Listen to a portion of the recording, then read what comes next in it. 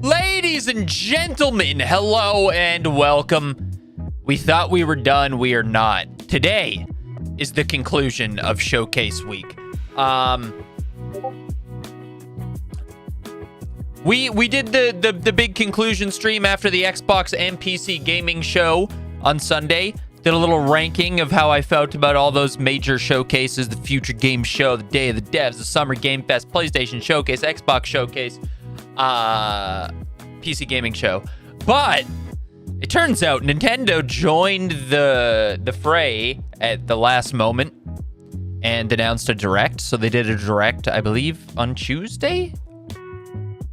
So we're gonna check some of that out. This is really just me catching up on all the gaming stuff that I have missed the last couple of days because there's been a shitload. For some reason, they didn't show any of this at the showcase, but yesterday they uploaded like a 30-minute deep dive into Fable and having gameplay and stuff on that. So gonna check that out. I'm super excited to see that. There's also just a bunch of trailers and stuff that I've missed for more games. They did a deep dive into State of Decay 3 as well, so I'll probably look at that and skip around that a little bit, just see how that's looking. So this is really just kind of a catch-up finale to cap off the showcase week. I love these weeks and I love video games, so I wanted to do one more shorter stream here. Well, short. It'll probably be like 2.5 hours still, where we check out some of the stuff that I have missed and give it a look. I don't have a Switch. Don't intend on ever having a Switch, so like the Nintendo... but I don't have a PlayStation. I'm probably not going to buy another PlayStation. I still watch the Sony one, so... I saw a couple of things from the Nintendo Direct. I saw they announced Kingdom Hearts 4. I didn't see what the trailer was like, if they actually showed gameplay, or if it was like a Persona 6-esque announcement, where it's just like a title card, and who knows when the hell the game's going to come out. So I guess I'll see that. And then I also saw they announced like a re-release, remake, or just port of Legend of Zelda Ocarina of Time or something. I don't know. But we'll check that out and see what they got going on. Before I do that, though, Xbox is and has been my gaming brand of choice since I was a wee lad. With like I had an original Xbox as like my first console I religiously played. And then yeah, I had a PS5, sure, for a short spell. I also had a PS4 for a bit. I literally bought them to play the Spider-Man games, and that was it. Ended up also playing and very much enjoying The Last of Us, God of War, and more as well. But definitely more of an Xbox person, so we're going to start this off with checking out what's new from Xbox. Just yesterday, they put this out. I haven't read this. I haven't seen anything about this. I don't know what this is. Next 100 days Xbox reset. Apparently, they're teeing up for more layoffs, which is fucking crazy. But I do like the stuff they've been doing since they brought in the new CEO. So I want to just read this real quick and see what the hell it says. Also, hello, Justin. How's it going?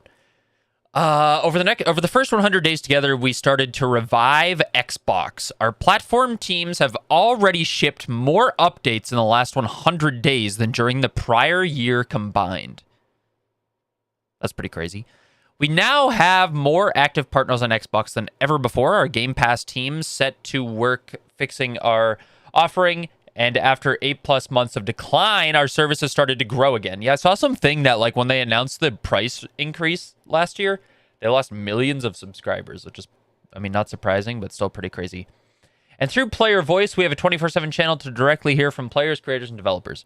With the Xbox Game Showcase and the return to FanFest, we brought together hundreds of millions of fans globally. Hundreds of millions, huh? We introduced exclusives with Gears E-Day and Clockwork Revolution. Players can continue to expect signature exclusives from us every year. In parallel, Playground Games reminded us that established franchises can achieve incredible new heights. We're about to check that out. These results are early, but they demonstrate that what is possible when we move faster, stay close to our community, and blah, blah, blah. This is a bunch of bullshit. Now we start the next 100 days. It is important that we both have optimism and realism as we work to reset the business. Here are the realities that we need to navigate. Number 1, over 1 billion players choose to play Xbox in our games each year. Is that true? 1 billion? That can't be unique. That must be including repeat people. An extra 2 hours. That sounds like big pay, though. Our franchises are also among the largest and most beloved globally and are now breaking records in TV and film. Going forward, our competition is attention. There are more great games, TV series, fan, okay, whatever. Everybody says that. Fucking WWE says that all the time. Number 2, we will end this fiscal year at about a 3% accountability margin, down year over year. Excluding Activision Blizzard King, over the past 5 years, we have spent over $20 billion on ongoing investments in our content platform and hardware subsidy, but our annual revenue has declined nearly $500 million during that time. That's fucking crazy. I'm surprised they released this to the public. This is a message was just sent to Team Xbox employees globally, and they just put it out there for everybody to read. Number 3, we are in a hardware component crisis. When I joined as CEO in February, the price we paid for console storage components was over 2 times as high as we paid last fall. That's crazy. In like a 4-month span. We're cooked, bro. AI is fucked. These costs have since doubled again. And as we plan for the 2027 holiday season, we expect another significant increase, taking us over 5 times the prices we paid 2 years earlier. Oh, brother. Dude, that next Xbox is going to be like $1,500, huh? Memory costs have followed a broadly similar trajectory. Great. While the entire industry is facing a components crisis, we believe we have been impacted more greatly than many of our peers due to the choices we made over the last half-decade. We are currently unable to make as many consoles as players want to buy. Are we in a shortage again? And we need a new business model and partnerships for hardware as we remain committed to Helix, which is the next-gen Xbox. Number 4, we expanded our studio system when we needed a pipeline of content to meet multiple strategies across subscription, streaming, and devices. In the process, we have found ourselves overextended as we executed on changing strategies in a landscape of more readily available content. We are the fortunate stewards of industry-defining franchises that have enormous potential and player demand, but we have not adequately funded them to compete and win. At the same time, we saw this past weekend at Showcase a reliable pipeline of first and third-party exclusives and new IP are critical to our success. We need to reassess the balance between these and our investment priorities in the next 5 years. Okay. Number 5, our current platform infrastructure is not built for the battle ahead. Our systems are overly complex, spanning hundreds of dependencies, which hinder our ability to move fast. We've become too reliant on vendors to operate our systems and must become more self-reliant as engineering culture to build for the future. We must increase the value we ship to players while decreasing the time it takes to do so. Going forward, we'll evolve and rebuild our stack, and look at capabilities across all of Xbox and potential M&A to help us win in hardware, PC, mobile, and streaming. For some of you, these realities will be surprising and even frustrating to discover. We won't succeed by hiding hard truths, nor will we succeed by doing the same thing and expecting different results. Like the everyday wins mentality from the first 100 days, we will sprint to make progress against hardware, content, experience, and services together. Xbox is one of the few places where people come not just to play, but to connect with others, to create memories with console at the center, blah, blah, blah. Let's reset for a stronger Xbox and build a #1 gaming and entertainment company. All right, that seems like a bunch of bullshit, probably, to just prep employees for layoffs, to be honest. But if they say so. They are going hard on, like, them saying that Xbox is going to be the #1 gaming company again by the... I don't remember the timeline they said, but it's kind of wild. All right. Anyways, let's see if they can put their money where their mouth is and see how this Fable gameplay demo looks. This was released yesterday, I believe. Yeah. Hustle! Fable is a beautiful open-world action RPG, packed with drama, jeopardy, and high-stakes choices that change the world. But at the heart of Fable is a game within a game. An endless, interconnected life sim where you'll be remembered for changing people's lives, building property empires, manipulating the economic fate of entire settlements, and more. And as you do all this, you'll build different identities and experience a complex, nuanced Imagine the whole video is just, okay, just this windmill with a guy talking. morality that is so much more than good versus evil. It's what you'll do in Fable when you aren't saving the world. And we call it building an extraordinary life. Let's dive in. Wow, what a transition. Here I am in the middle of Oakshire, one of the 6 regions in our visually diverse open world. It's characterized by beautiful rolling hills and lush, colorful I mean, visually it foliage, looks fucking inspired incredible, by man. the British countryside. There are settlements of different sizes throughout the world, each with their own population, traits and landmarks. Albion is full of variety. We can see one of those settlements up Silverbrook. ahead. A Silverbrook, peaceful farming a town. peaceful farming town, What? and the largest Hey! settlement in Oakshire. Don't copy me, bro.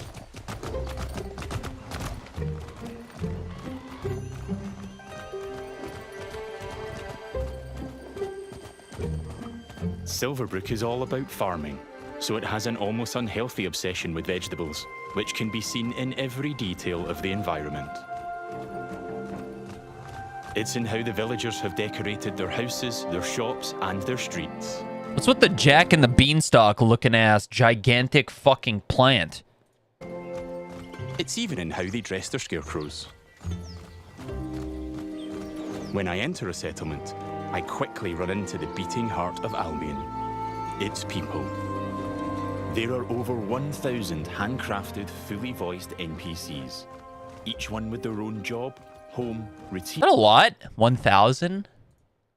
It sounds like a fuckload, but like, how many NPCs in... I was gonna search Red Dead Redemption 2, but I feel like that's a bad example because, like, it's real old-timey with not a lot of... Okay, well, over 1,000 unique NPCs. There are 816 specific named NPCs coded into the game. Okay. Relationships, and memory. None of these villagers are scripted dressing. They have emergent behavior powered by real-time systems. They go to work, they go to bed, they have hobbies and families. Sometimes, they just want to spend time in the pub. Albion feels alive because its people have lives. I've never been to Silverbrook, and because I've done nothing of note yet, Max, the stable hand here, is completely indifferent to me. Oh, bless you. Got a minute? What do you want then? So, if I ask him to follow me... Indifferent because you have I no don't deal with you have no reputations So, they if I ask care him to about. follow me, follow me. You can I don't immediately deal try to with randos. romance he someone? won't. And he thought I was weird. That's fair. Right then. Bye. Well, and there you go. Yes.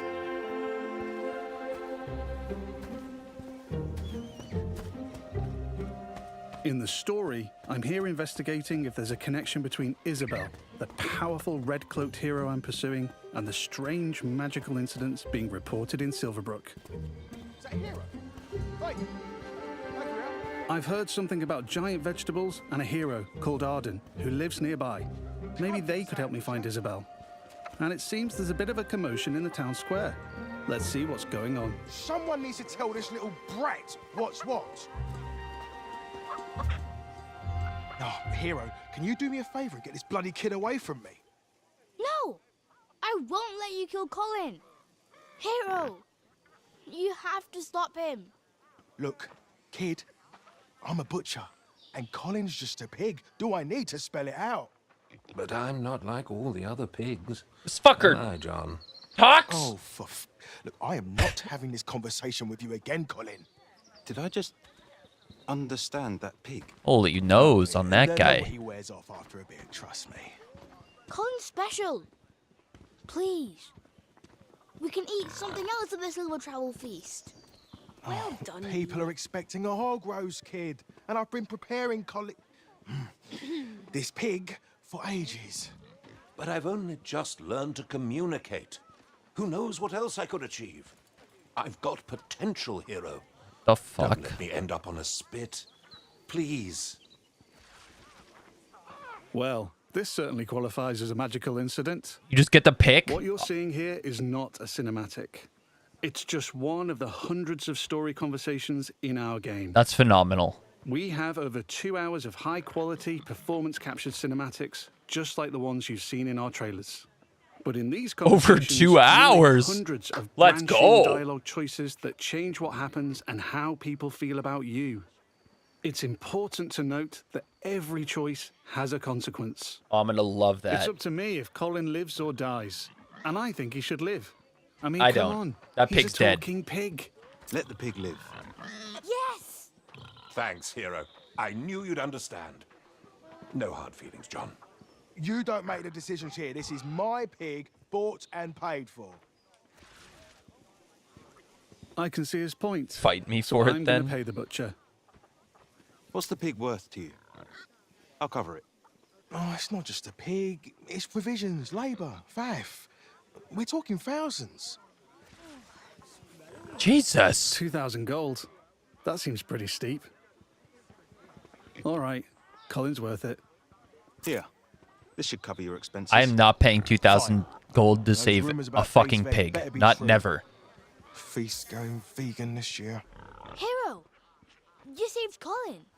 Mum gave me these, but I think you deserve them more. Thanks. Maybe you could help me back. The guild sent me. There's been reports of strange things happening around here. Like what? Who's in charge around here? And where's Arden, the hero? Arden doesn't really come around here anymore. I'm pretty sure Arden was His office is nearby. the name of the giant from Let's the go. early trailers. I think, maybe. I've I don't spared freaking know. Colin's life. I've also gained reputations. It would as explain the virtuous giant and beanstalk shrewd. thing and the giant In vegetables. Fable, every action generates local reputation. You'll eventually be known for the reputations you build, and everyone will judge you on their own moral terms, often directly. Aaron's trying to fuck.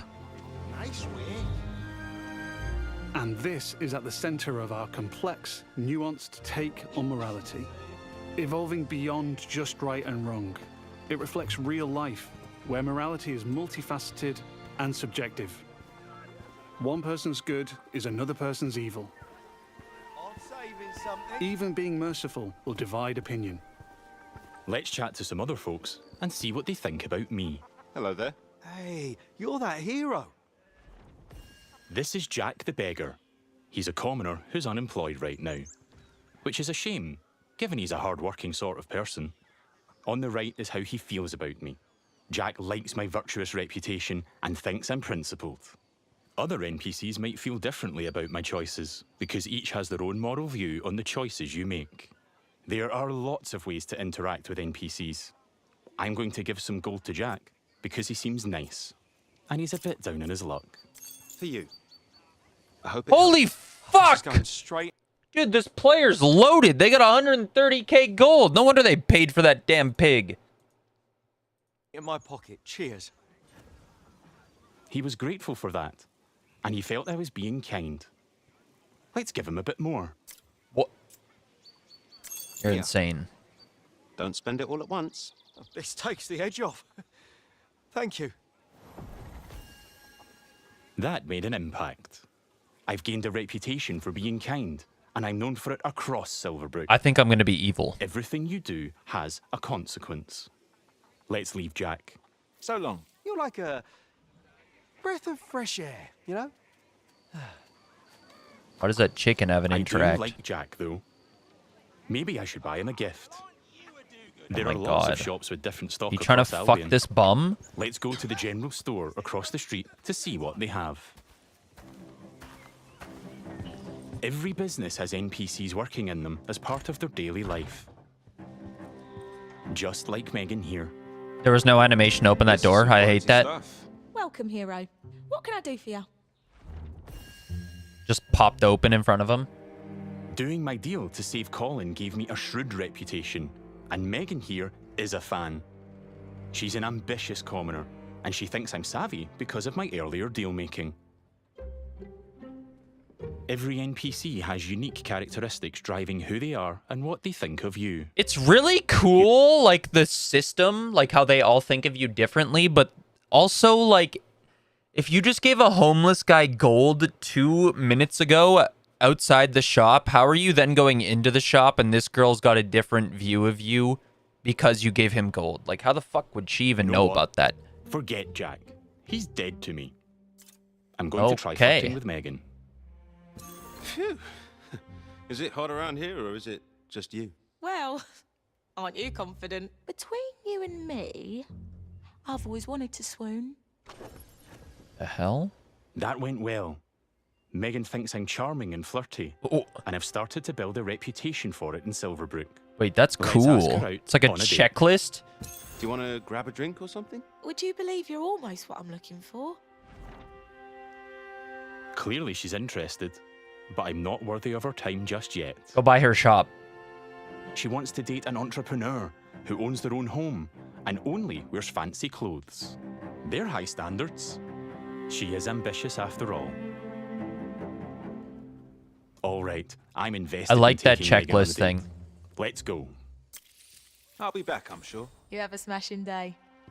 They're interested, but you'll need to prove yourself. First, I'll need to buy a business to get a reputation as an entrepreneur. In Fable, I can literally buy any business. Buy her business. I could buy that bakery across the street, or around the corner, I could buy one of the stalls. But you know what? I think I like the pub. The Silver Hey, Trough. John. I'm doing fantastic. How are you? It's simple to buy a property. Just Interact checking with out the gameplay deep dive they released yesterday from Fable. Outside the front door to see income, price, much money is and the number pub? of people employed there. 100K. To be God honest, I've damn. always wanted to own a pub, so let's buy it. Wonder if there's like actually any sort of management with Maybe it. this is the start of my business empire. So there's income. I don't know if that's daily or what. Wages. Then you can manage employee and then prices. I'm a proud new pub owner. Now I can set prices and wages, and I can manage the I mean, it staff. would be way too much to ask considering literally every business is for sale. But if you could like actually rearrange it and like decorate it and stuff, that'd be fucking cool. Every villager performs differently. Here, Susan the bartender is great with customers because she's caring. And that's giving my pub an income boost of 10%. Thanks, Susan. The pub's understaffed, though. As the new Okay, owner, W. I Susan. should probably sort that out. And guess what? I know just the hardworking fellow. Oh, he's gonna go hire the homeless guy? Let's go back to Jack. the Whoa, that's fucking crazy. You're so pure.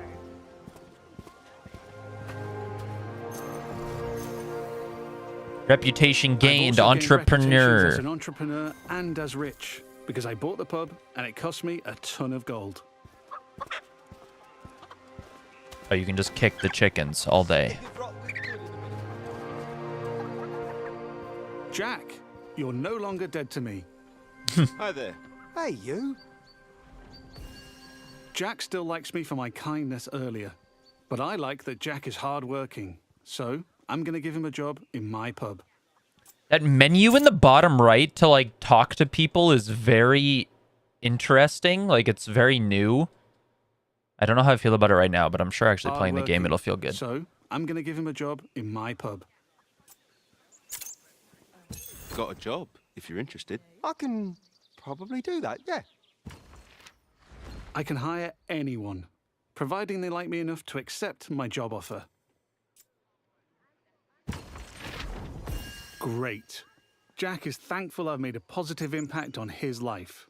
He's no longer a beggar, and he's now a bartender. I wonder how that Cheers. like Makes sense. will you actually see him then go and like buy a house at some point and stuff and like not be homeless anymore?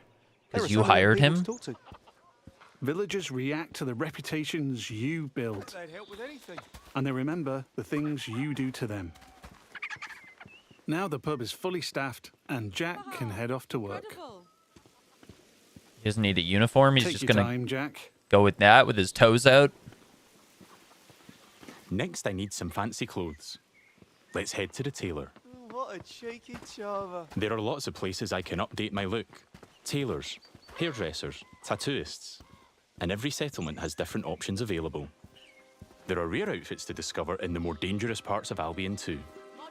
There are tons of options to create a unique look for your hero.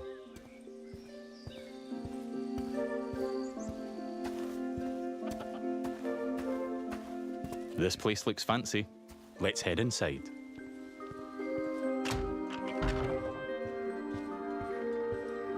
This is the tailor, Rhiannon. So much choice on offer. We're closing soon. Just like real They life, think you're out of Wes is touch? a divisive topic, Damn. and Rhiannon has her own views. She's a Stark tailor contrast to the selling to ambitious rich Megan, people. She's very much not a fan of rich entrepreneurs, and she thinks I'm out of touch. Which makes sense. Rhiannon needs a new Given fucking she's humble. job, brother. Let's have a look at what she's selling. Fancy clothes, hopefully. Can I see your stuff? Don't waste my time. Jesus. Rhiannon's jacking up the prices by 80% just for me. Looking closer reveals why. That's just how much she hates me. This is just one example of where your choices ripple through all the interconnected systems. And here, I've got our character customizer. That is I'm fun, free but at any also time to in find the certain wardrobe situations could be real annoying. Like, just because I did this thing that has nothing to do with this person, they're charging me 80% more fucking money for my clothes. Because I bought a fucking pub. Really? Change a bunch of different things about myself. I can change my skin tone, body, head, hair, and lots more. And the tailor? In the tailor, I can only buy clothes. But there's over 120 different shops in Albion, each Oh with my their own God. stock and items to buy. 120! Let's finish my outfit with some fancy shoes.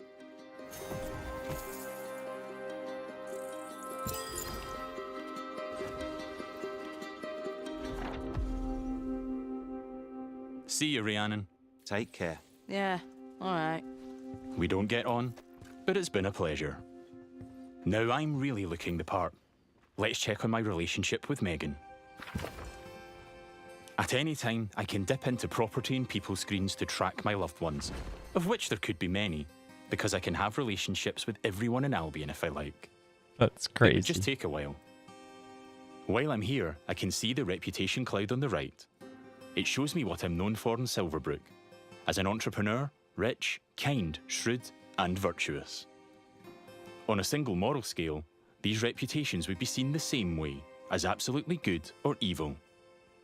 However, as we've seen with Megan and Rhiannon, Fable's morality reflects the complexity of judgment we see in the world today, where everyone has their own moral view. The last thing left for Megan is to own a home. I'm a bit short on cash though, seeing as I paid a fortune to save Colin and bought a pub. But since I've bought it, I've been earning passive income, so let's swing by to collect it. The people of Silverbrook all have their own nuanced, subjective view of who I am and what they think of me. But if I don't like my reputations in Silverbrook, I can pay the town crier to change them. I give them gold, a lot of gold, and they spread a new reputation for me. If you're rich enough, you can change what people think of you. Here I am at the Silver Trough, now under new management. Let's head inside and check in on our employees.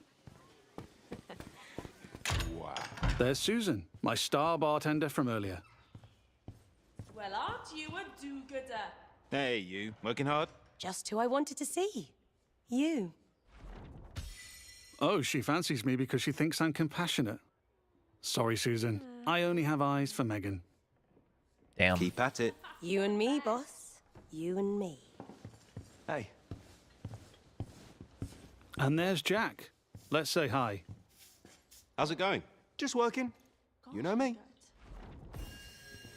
I knew you'd work out, Jack. He is a hard-working commoner after all. Keep up the good work. Farewell. See you, boss. Things seem to be ticking over in here, so I'll head downstairs to the income chest to collect my profits. Looking good. There's an It looks income pretty chest in dead. every business I own and every property I live in. It means I don't have to go to each individual place, and I can collect all my income from any of them.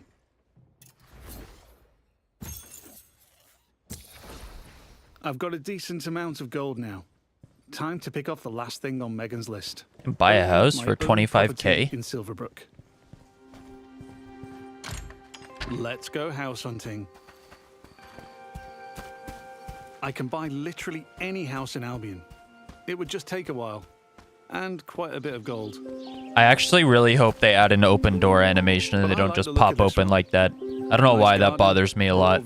That's a crazy Hairy house. pig statues out front. Let's have a look. Looks like I don't quite have enough money. That's a shame. But one thing I can do is pick up a shift at a job.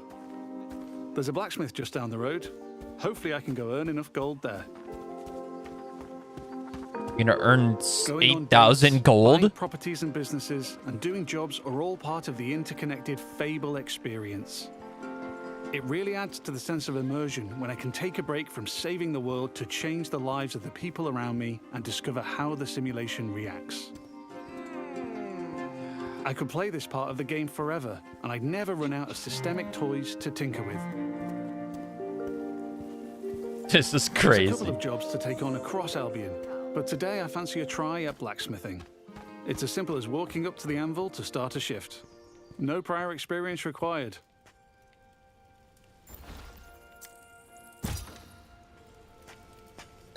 In the It's interest of weird that you time, don't have to like we've talk reduced the time to limit here. the owner or But anything. regardless, it's a classic case of risk versus reward.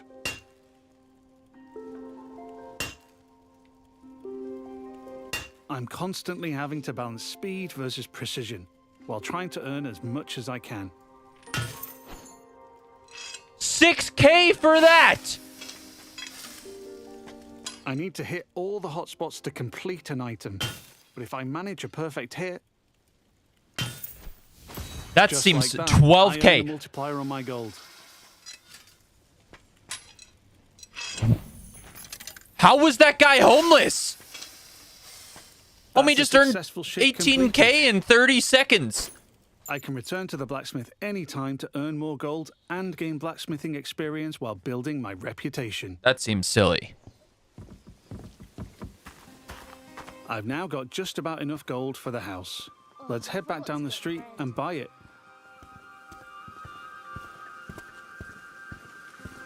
There are guards stationed in every settlement. They're always there to keep a watchful eye on the villagers and probably 2 eyes on a hero. If I get caught committing crimes, I'll find myself in trouble with the law, and that will change what people think of me.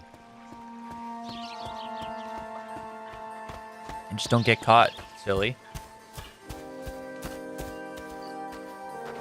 We're back.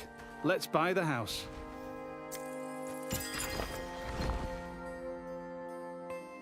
Now I'm the owner, I can hike up the rent or even make it free if I'm feeling charitable. I can manage my tenants too. I can let them stay and keep collecting the rental income, but I want to move in myself, which gives me the choice to just chuck them out on the street or be nice and give them a bit of gold to leave. And if I chuck them out, that would cause me to be known as heartless. And I'm trying to be nice right now in case I ruin things with Megan.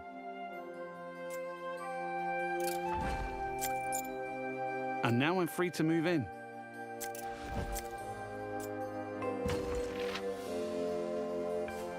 Let's look around. Home sweet home. A new location has been I marked can on the buy map. any house in Albion. And while this one lacks some square footage, there are huge houses, even mansions I can buy throughout the game. Megan is ready to go on a date Looks with like the you. tenants left some stuff behind. Awful fans, apparently. Wherever I live, I have access to my income chest and wardrobe, so I can collect all my gold and change my appearance whenever I like. That was the last thing on Megan's list. Let's head back to the general store. Fable has a dynamic time of day that changes what people are doing throughout their routine. It's still the afternoon, so hopefully Megan is still working. If I'm too late, she'll be back home in bed. And there's my new pub with some customers in the beer garden.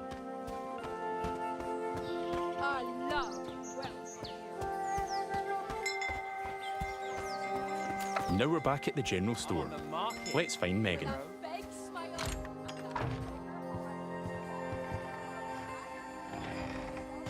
Just the person I wanted to see. Still interested? I've ticked off all Megan's dating goals, so now my chances of romance are much improved. Let's ask her on a date again. How about a date? A date? Oh, I'm chuffed to bits. I can offer a gift to increase my chances of a date being a good one. As tempting as my new offal is, I'm going to give Megan flowers instead. I think she'll like them more.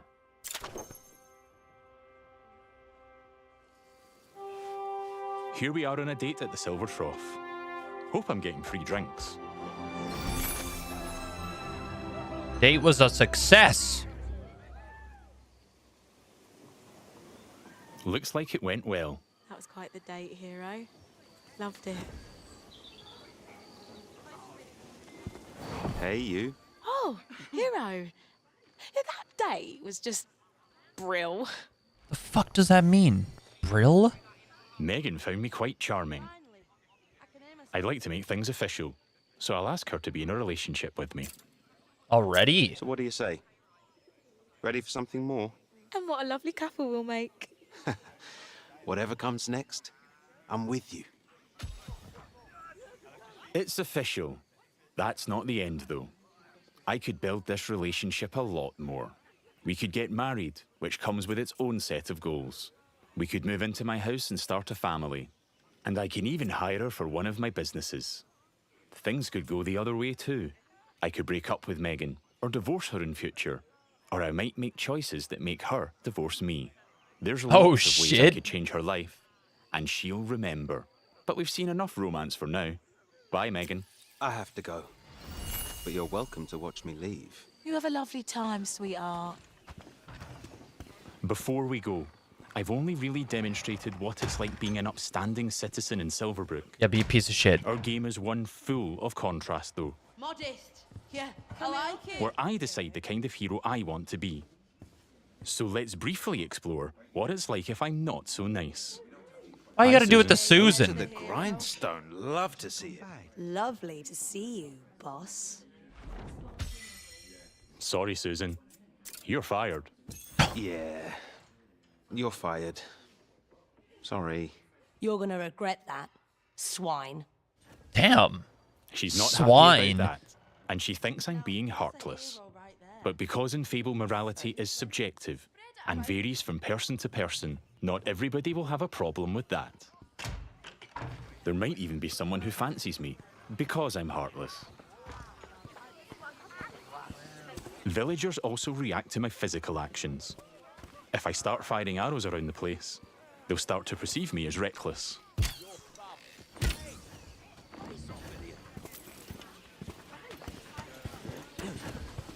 I can even take pot shots at the Where the hell locals if did I that want. bow come from? And now I've gone too far, but I'm in the mood for a fight.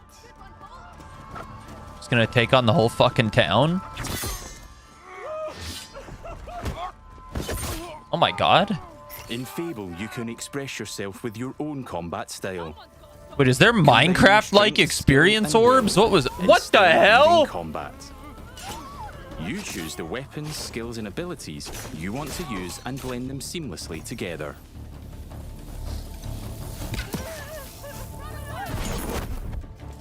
Wait.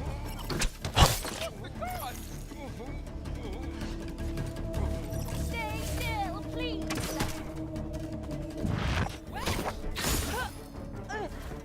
Dude, the magic looks crazy.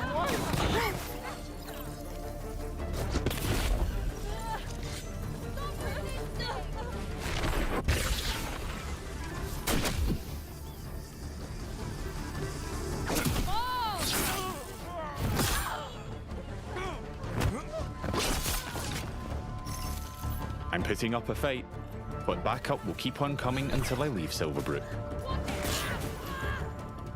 Peacefully or not. I think How would a you leave tactical peacefully retreat at this is probably point? for the best. Just killed like 8 guards. Now I have a bounty on my head which will grow with more crime. I can immediately pay it or pay a reduced fine if I spend long enough out of town. My reputations don't disappear with my bounty though. Once I'm known as a killer and a criminal, it'll stick with me until I put in the work to change what people think. or until I've made an expensive visit to the town crier. Because the people in Albion remember what you do. 48k fine. That's tough. That's like 2 minutes at the blacksmith right there, bro. Over the past 25 minutes or so, I've bought a pub and a house, been a landlord, and changed a beggar's life. I've customized my look, saved a magic talking pig, fought the law, and I've built a relationship with just one of Albion's 1,000 handcrafted, fully voiced NPCs. And here's the reputation cloud again. I'm rich and charming because of my spending habits and my relationships. I'm also a criminal and a killer due to my reckless behavior and fighting with the guards. Yet, I'm shrewd for saving Colin and an entrepreneur because I bought the Silver Trough. I've built a complex, rich identity in Silverbrook, which the people there will react to through their own moral view. I'm not simply good or evil. I'm so much more than that. There are many more settlements across Albion to explore. My identity is mine to create in each one, and everyone will have their own perspective on what I do as I build an extraordinary life. Thanks for watching, and stay tuned for more in-depth Fable information as we move closer to our launch.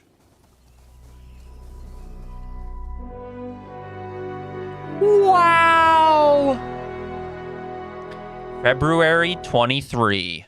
I mean, it looks incredible. I think I am most excited for the little side missions with, like, story options, like with the pig. The, I don't know, the reputation forming seems kind of... Like, the fact that, like, every little decision just immediately forms a reputation across the whole city is weird.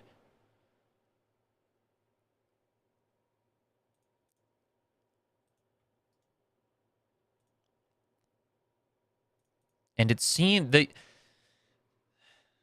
don't know, the game gives like Hogwarts Legacy vibes. Like a better, more in-depth Hogwarts Legacy type of thing. Not only because of the magic, but also just like the character movement and stuff. I don't know. I don't know. It's going to be a wonderful time though. But Playground Games, please add an open door animation. I beg of you. I don't be fucking with those doors just popping open in front of you. Drive me nuts.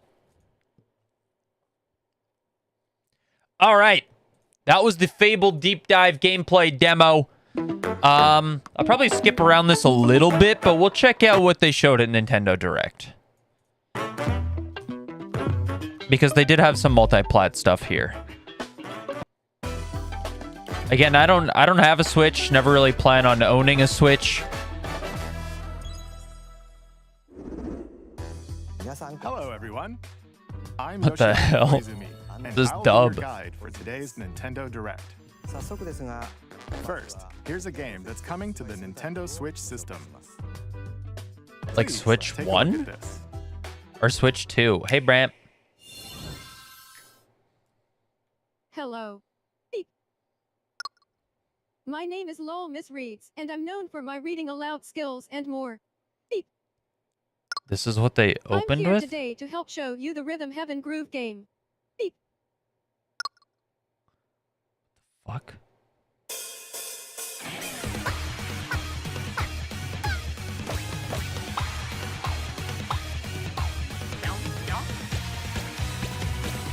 Looks like WarioWare.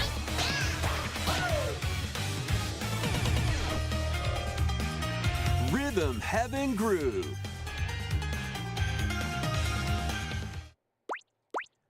You got a wild storm outside your video?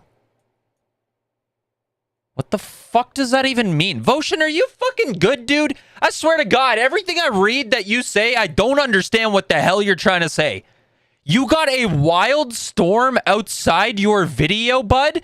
What the fuck does that mean?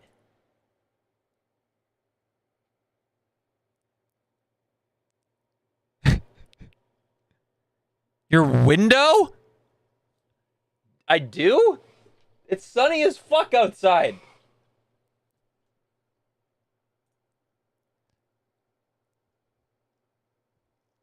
Are you talking about this? This is not outside my window.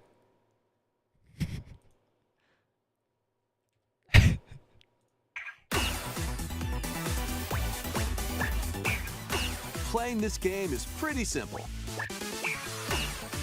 Yeah, it looks pretty fucking simple. Holy shit. Finally, Wait, is this the same the game? lasting peace rests on your shoulder. For example, Yes. the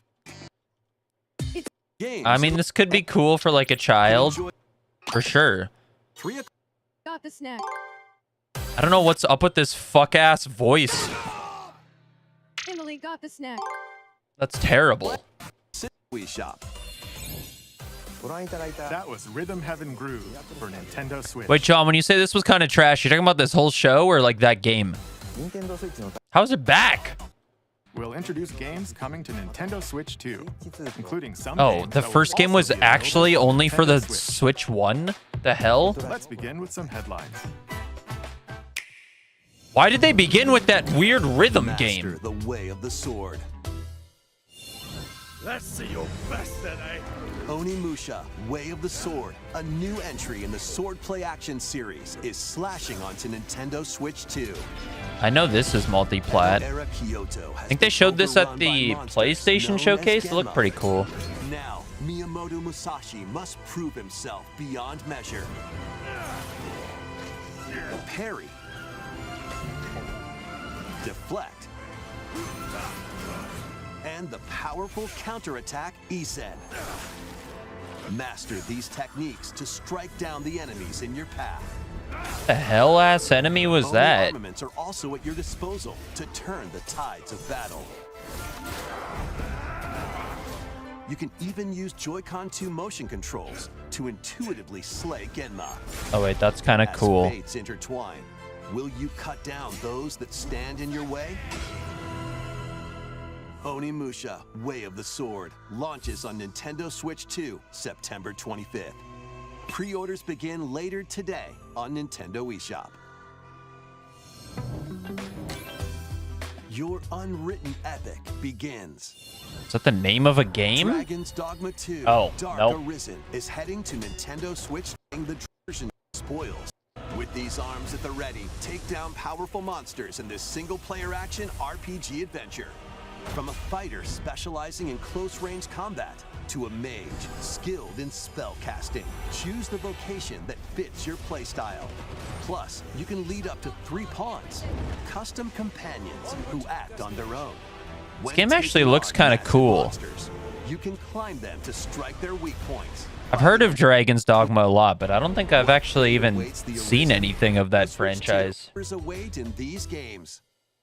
Otherworldly endeavors. Earth has been driven to the brink of annihilation by mysterious life forms called the Nativa.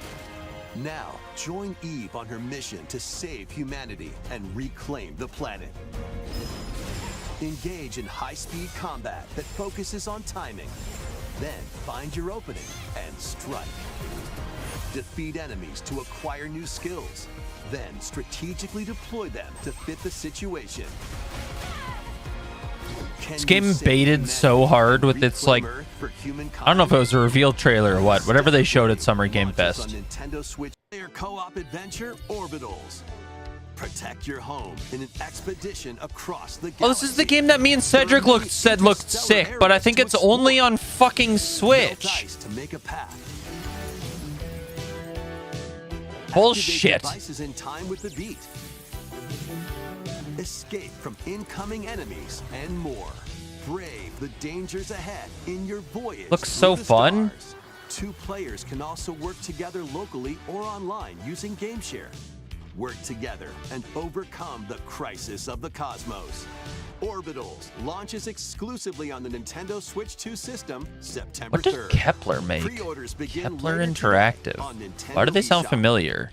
Journey through the glade of dreams in this bold reimagining Excuse me? of Rayman Legends.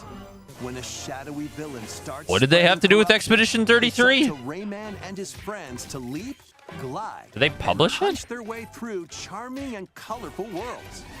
Ride What the dragons fuck is this across realms. website, brother? dive This shit into is ass. new musical stages, and enjoy more added content. Yeah, they Up to published 4 Expedition players can go 33. out on a limb in local co-op. You can also play a revamped version of Kung Fu using game share locally or online. Rayman Legends Retold. That is a very launches on bizarre Nintendo Switch 2, selection of October games. 1st. Like, Expedition 33 and Rematch? Big Walk. Get I don't even know what lost with Bionic friends Bay in this is. Online co-op walking and talking adventure. Set off through a peaceful world. Big Walk! Walk. Get lost with friends in this online co-op walking and talking adventure.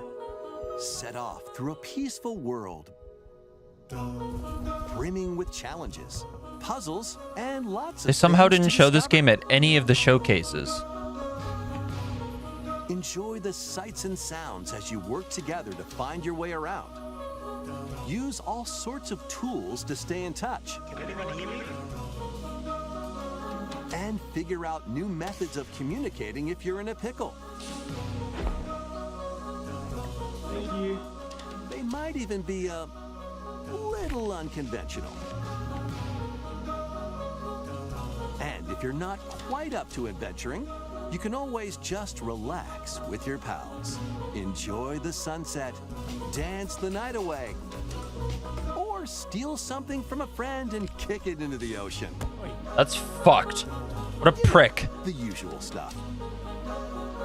You can also use mouse controls or hang out with friends using cross-platform play. After all, spending quality time together is the best part of a big walk. Strolling on August 4? Switch 2, August 4th. Is that for everything?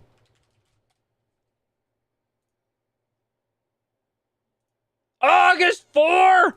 Holy shit, it finally has a release date. And it's not in the fall with every other goddamn game. Fuck yeah.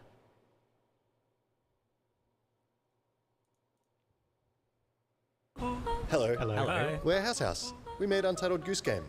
And we're here to tell you a bit more about our new game, Big Walk. It's a game about walking and talking. Hey, what up? You and your friends walk around a big open world and talk to each other. Talking in Big Walk feels pretty natural. Ooh, look at that. But sometimes communication can get complicated. Let's check it out. Like maybe you get split up. Where are you two? Over. And while you explore, you keep talking using walkie-talkies.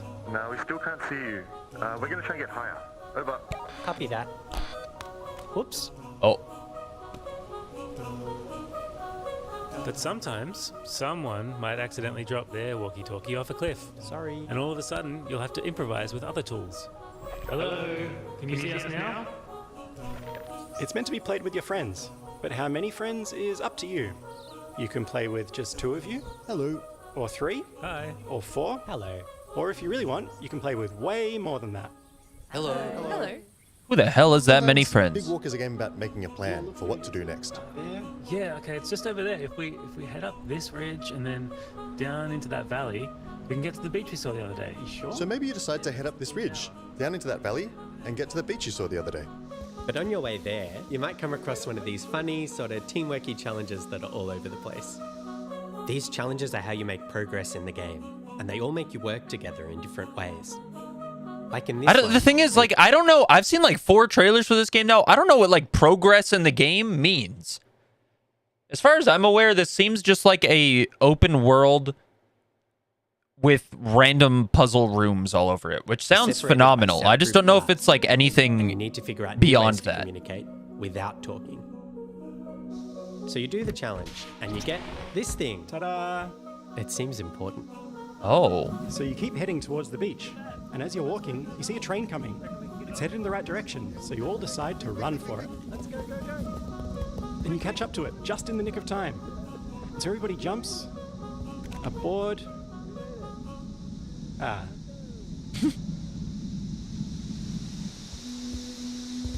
Oh. Big Walk is a game where sometimes you'll end up on your own. And maybe you realize it's not so bad getting lost in the bush. Sometimes it's nice just to sit by a creek and listen to the wind in the trees.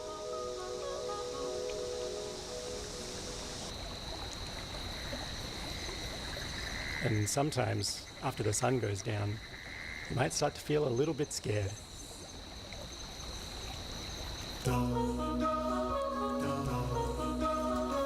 Big Walk is a game where you might need to form a search party and go looking for your lost friend in the dark. Hey, you found me! Where you go? Once you're back together, you get to hear about everything that happened while you were split up. Like once I got to the background, admittedly a little bit scared. And when you finally make it to the beach, you might pick some music that's just right for watching the sunrise together.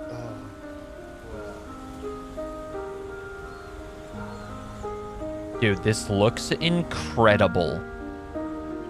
I want to know what you do with these little artifacts you get for doing the puzzle rooms, though. So as much as Big Walk is a game about walking and talking, it's also about exploring and getting lost and doing challenges, and sometimes not really doing anything at all. We love playing this game, and we hope you will too. Big Walk comes out August 4th. And it seems like it's not an early access thing, which is fucking huge.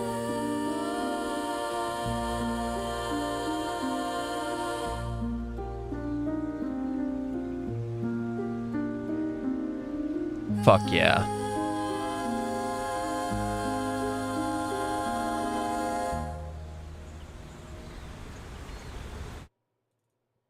Nice. Nice. Season the seas.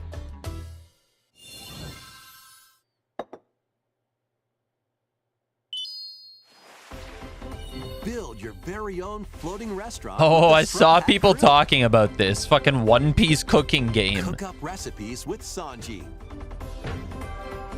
Craft the menu. Decorate it to your liking. Then serve your customers as you run the restaurant. By searching for and collecting ingredients, you'll expand your menu offerings. Use devil fruit abilities to prepare piping hot steaks. Or whip up tongue-tingling tauntaun noodles. You can make all sorts of delicious dishes. Spend in-game money to change up the restaurant's interior and expand it to attract even more customers. Over 400 characters from the One Piece series will appear. Mouse controls are also supported on Nintendo Switch 2. 400 is crazy. Get ready for a feast of epic proportions in One Piece Grand Gourmet. Sailing onto the Nintendo Switch 2. I would say it's crazy the show even has 400 characters, but it is like 5,000 episodes long.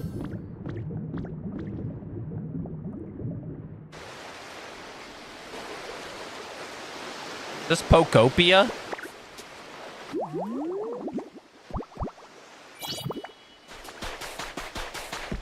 Yeah, it is.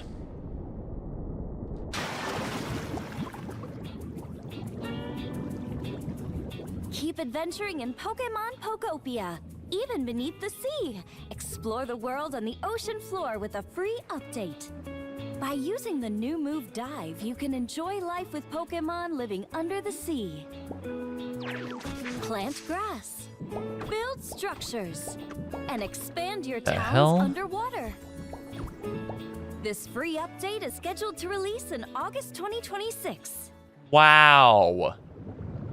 And there's more. The Pokemon Pokopia Expansion Pass paid DLC is on the way. Discover a brand new town, Bubbly Basin. There you'll find new furniture, new outfits, and new friends. This fuck-ass video, dude. Why is she talking to me like this? Part 3 will launch at a later date. Look out for more details in the future.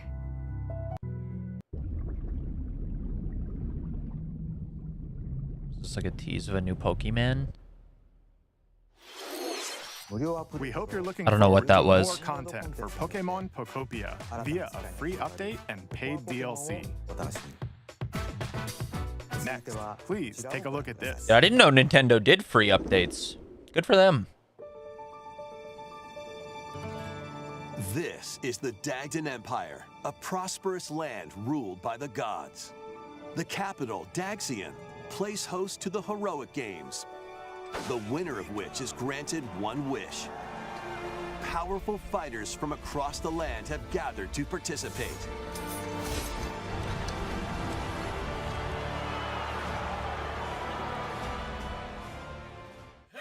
I did see that Darnell Nurse requested a trade, yeah.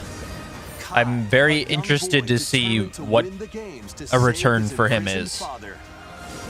Dietrich, a swordsman, ever on the hunt for a stronger And foe. also, like, Theodora, as shit as he apparently is, like, Edmonton fans constantly complain about him, he's gonna be, like, a big hole on their defense. Like, how many minutes? Does NHL have that info? Probably not. Oh, it does. Yeah, he plays like 20, 25 minutes a night for them.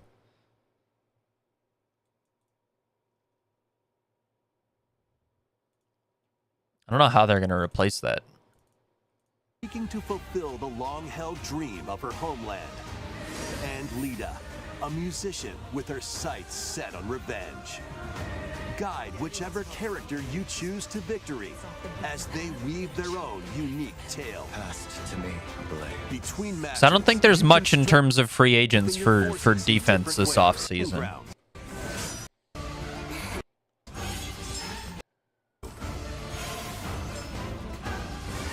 Combat takes the form of turn-based and your unique special tech. I have never played a Fire Emblem game in my life. Fire Emblem Fortune's Weave launches September 17th. Alongside the standard edition, there will be a special edition, the Fire Emblem Fortune's Weave Dagden Collection, that launches the same day.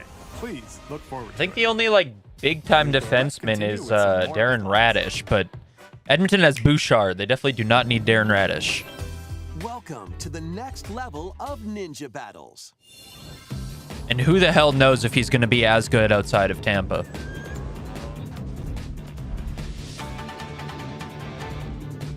The first part of Ninjala 2 is sneaking onto Nintendo What the Switch fuck 2. is this, bro? Player 2, the Unchained Ring. The DK Challenge barrels in. What is this? Coming to Nintendo Switch Online on Nintendo Switch 2. The limited time DK Oh my god, dude, this song is such a banger.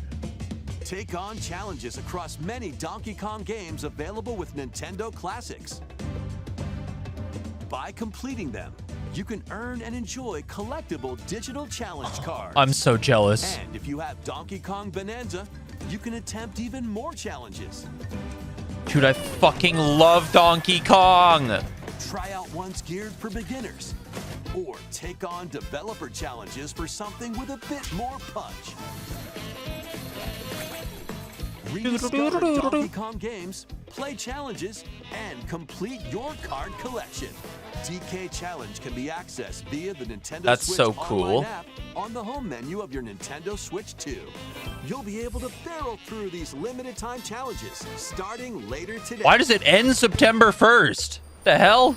Plus, in the Donkey Kong Bonanza, DK Island and Emerald Rush paid DLC, a limited time collaboration with Super Mario Brothers is breaking through.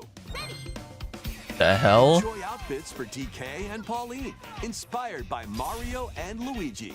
Plus, there are coins, super mushrooms, question blocks, and more. Experience Emerald Rush as you've never seen it before with a Super Mario Brothers twist. What the fuck? This limited time collaboration event will be held Wave in 1, 4 2, waves, with 3. the first What wave the? beginning later today. That's so much. From the creators of Vampire Survivors.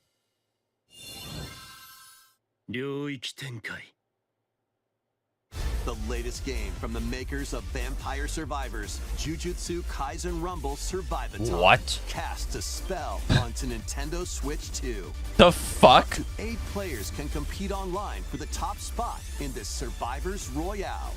At the start of a match, players don't battle directly. Instead, take down enemies on your own map to earn points. Each time you earn 100 points, you can add a rule to your run, including ones that hinder other players. The match culminates in a head-to-head final battle between the top 2 players. Who will be the final survivor? More than That's 20 fucking characters cool. From the Jujutsu Kaisen series appear. Characters can be unlocked just by playing. Battle online with players near and far, or go it Is this alone actually a against new computer game, controlled Brant, or is this literally just like a reskin of Vampire Survivors? opponents. Exorcise curses, dominate rivals, and rise to the top. Jujutsu Kaisen Rumble Survivathon launches on Nintendo Switch 2 this year. I did not know that was a thing. Are you up for the challenge in these games? Brutal, unforgiving battles storm onto Nintendo Switch 2. In a forsaken world, a looming darkness devours all in its path. Now, only one kingdom endures.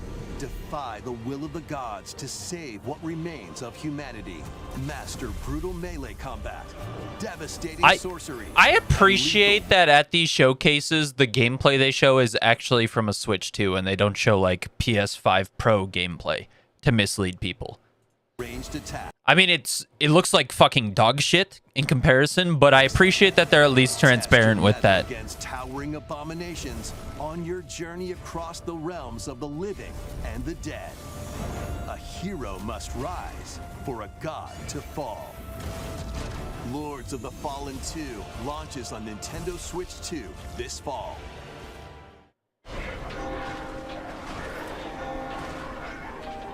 Enter a Lies of darkly P. elevated world based on the story of Pinocchio in Lies of P. In a city under siege, you must fight rampaging mechanical puppets and seek will be game today on legendary Devil May begin. Mystical era, deep in Japan's past. 6 souls determined.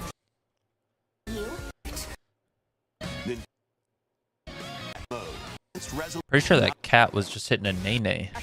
Waves of Field, the digital upgrade pack. 30th. I've also never played a Xenoblade game. Switch 2 editions of Xenoblade Chronicles 2 and Xenoblade Chronicles 3 will be available on the dates shown on screen.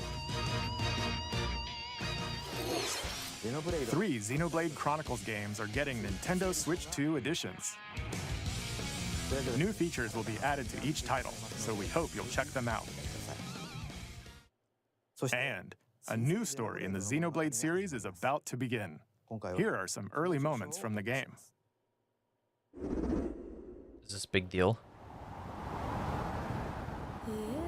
People be fucking with Xenoblade Chronicles like that?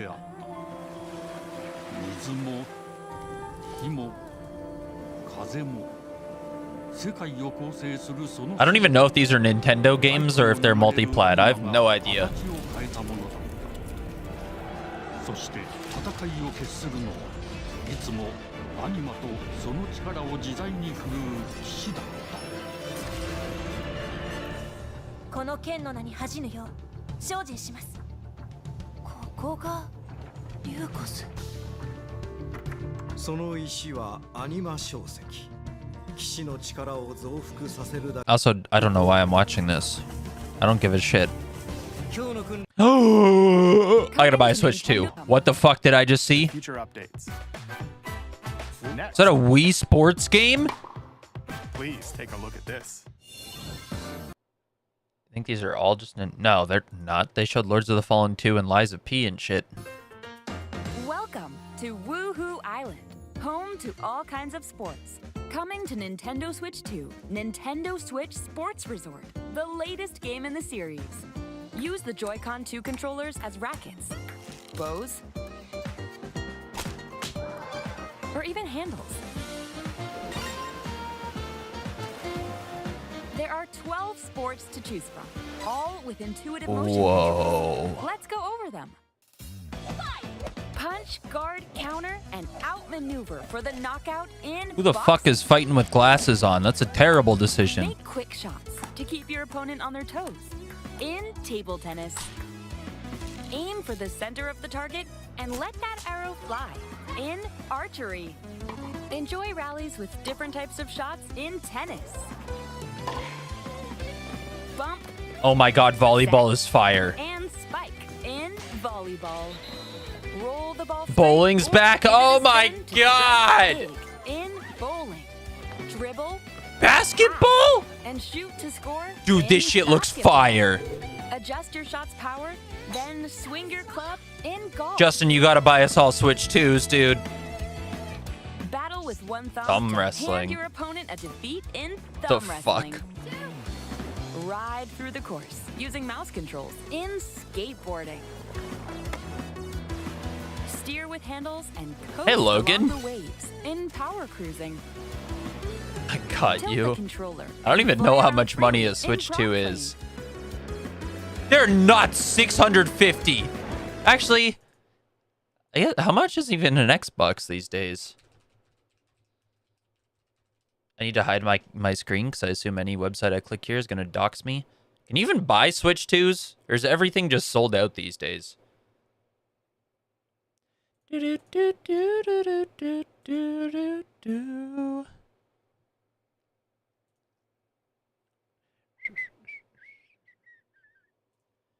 Jesus Christ, bro. This shit's hella expensive. How much is a new Xbox? A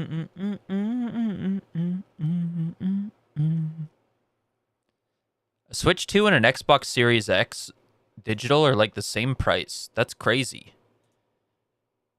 The fuck? How's a Switch 2 $700? Plus, you can warm up for these sports with jump rope. You can create and play as a sportsmate or me character.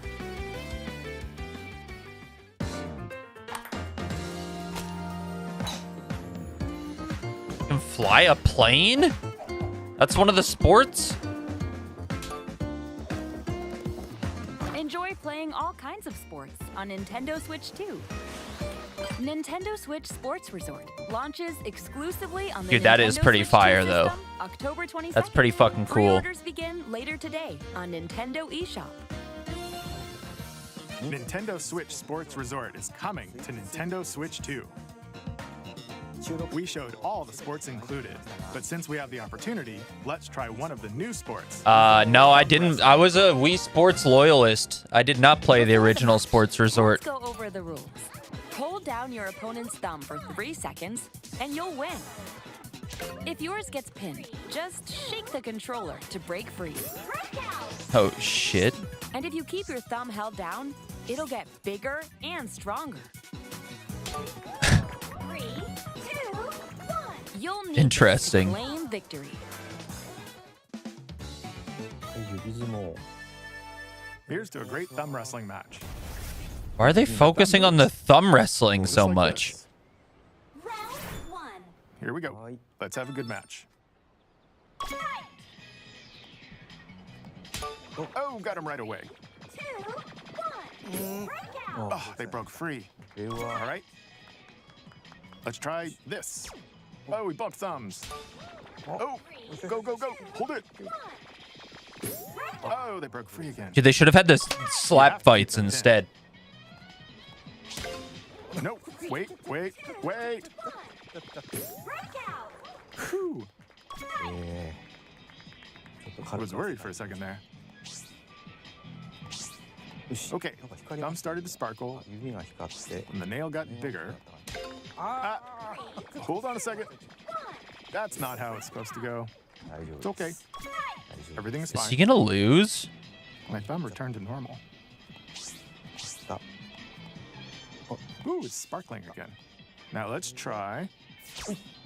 Oh, I got deflected. Wait a minute. You fucking lost? I lost. They included that? For Nintendo Switch Sports Resort. Let's move on to more headlines. What? Why did they focus specifically on the freaking thumb wrestling? Ruled by dragons. The world of RuneScape Whoa, comes wait. to Nintendo Switch 2. An ancient power has awakened. Dude, I think I've seen this game at every fucking showcase. Explore a land infused with magic and uncover lost secrets. Who needs on your Fable when journey you to have face the RuneScape Dragon Dragonlands? Survival crafting adventure. Delve into the mysteries of Ashenfall, amongst the ruins of fallen civilizations. On your expedition, harness the land's transformative magic to gather resources, craft gear, and build shelter. Then, step into battle, forge weapons, sharpen your skills, and face the danger that awaits. Survive the wilds, unveil lost secrets, and challenge dragons in RuneScape Dragon Wilds. Oh, Dragon Wilds. That's what I said. These games. Now boarding. Customize your own Hello avatar Kitty. and play in the adorable world of Hello Kitty Partyland. Holy shit. Join the party with over 40 character-themed mini-games and several board games. Do I watch football or nah, like soccer football? No, I'm actually dreading this World Cup situation. I may not make it through this phase of seeing everybody fucking talk about soccer. I would rather watch literally anything in the whole world. 140 Sanrio characters to meet. Plus, you can choose from 16 partner characters, collect stickers. Why am I watching this Hello Kitty game, bro? Isn't there a new Star Fox coming? This can't be it. The Lilat system with Fox McCloud and his crew. This is like a remaster, surely. Fate of the Galaxy begins. Star Fox launches on Nintendo Switch 2, June 25th. That might be the new one, actually. A free demo that includes a tutorial, and one of the game's opening stages will be available later today on Nintendo eShop. Jesus, this shit looks like ass. Hope resonates within the crystal. Yeah, but didn't they recently reveal a new Star Fox game? Oh, it is a remake of the original one. Okay.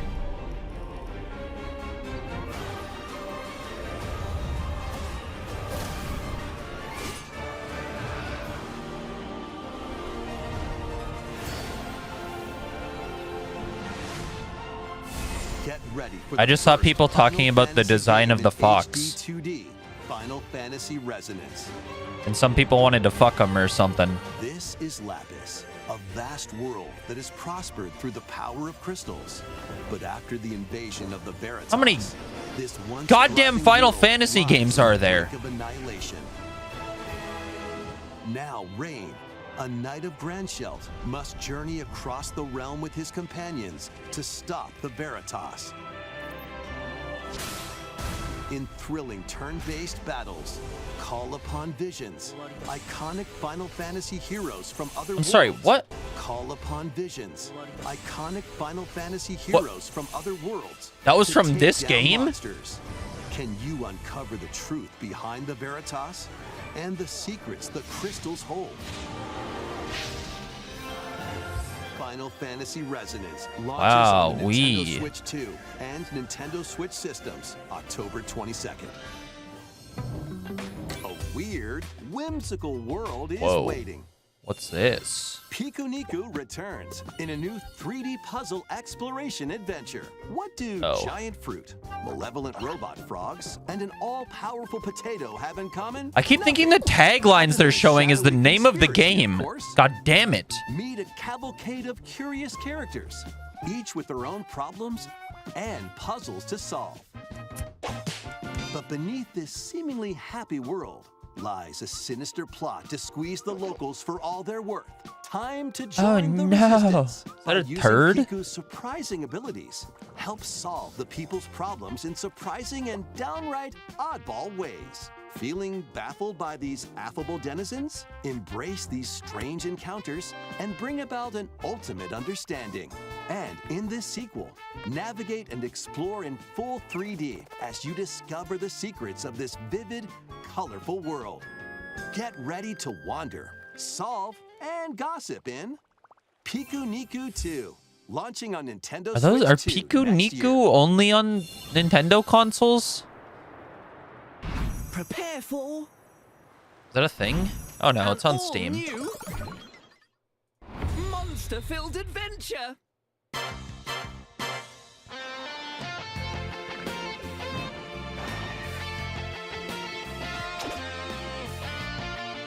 Two girls find themselves lost in the kingdom of Witherwood. There, they gain the power to turn monsters into friends. I fucking hate that at all these showcases, they don't, like, they act as if all the games being announced are exclusives. They never show the other platforms. It's so fucking dumb. Like, people literally were getting mad at Xbox because they were showing PlayStation logos in the trailers at their showcase for games that are also going to PlayStation. And they had to backtrack on it and be like, all right, you got us. In the future, we'll remove other fucking platform logos. And it's like, who the fuck cares, bro? Who fucking cares if there's another platform logo at the end of a trailer? Like, who are these fucking people? It's the stupidest shit. Got so little going on that they're getting mad at a fucking PlayStation logo getting shown at the end of a trailer. Like, Jesus Christ, brother. Get a grip.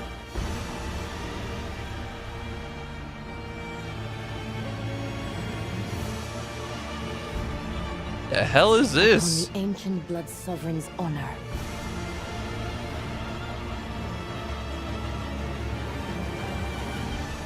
We are monsters, each vying for blood. Ah, you're finally here. Worthy spirit.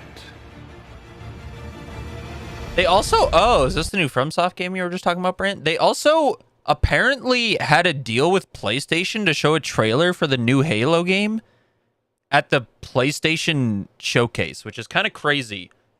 And apparently they pulled it and PlayStation got mad. They got angry. Not that it matters, because like there's nothing PlayStation would be changing anyways. They're already fucking assholes, but it's pretty wild that they originally had intended to show that at a PlayStation showcase.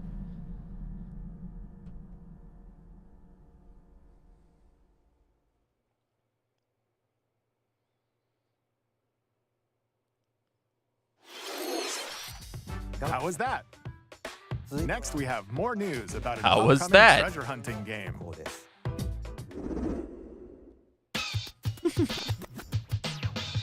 Hey everyone, here is some fresh news about Splatoon Raiders, a new single-player focused adventure. Check out this neat little place, the hideout ship out on the water. There's Deep Cut, a Yeah, no, they have like a I forget what it's called. The fuck is it called? Fan feedback or something? I don't know. They have some sort of, is it this? Yeah, it's this. Yeah, literally they put out a thing like Xbox Player Voice. If you have suggestions, post here. And yeah, the number one thing with 23,000 upvotes is exclusives. We need exclusives. Like, how is that above make online multiplayer free to access? How do people care more about a game not being on PlayStation than they do fucking paying for online multiplayer? Brain dead motherfucks, bro.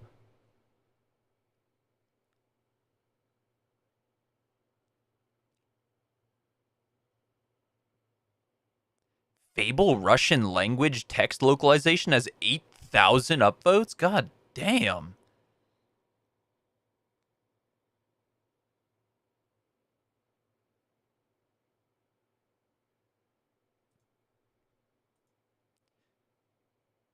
But yeah, it's bizarre. musicians. I mean, like, I get the exclusive thing from, like, an Xbox, like, branding perspective and, like, a business perspective, but for fans to want that is bizarre. And this scrappy individual? That's you. Let's call this handy youth the mechanic. The four of them are using the hideout ship as their hub, hunting for... What the fuck is this? The Salmonids pilots it for extra. There's one that can another you. events leading up to Splatoon Raiders with daily comics ahead of launch. Plus, in collaboration with this game, there's going to be a special Splatfest in Splatoon. Wow, a here. Splatfest. Look out for more info in the future. Don't forget to check this out too. It is definitely not Xbox themselves voting for it. They make way more money selling their games on PlayStation than they ever would on Xbox. See ya!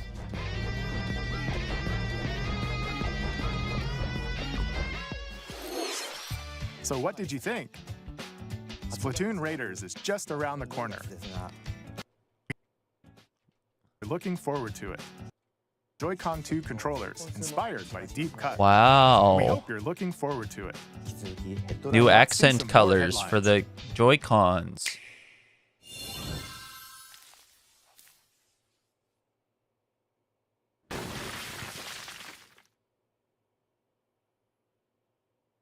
Who the fuck is that guy? Deltarune.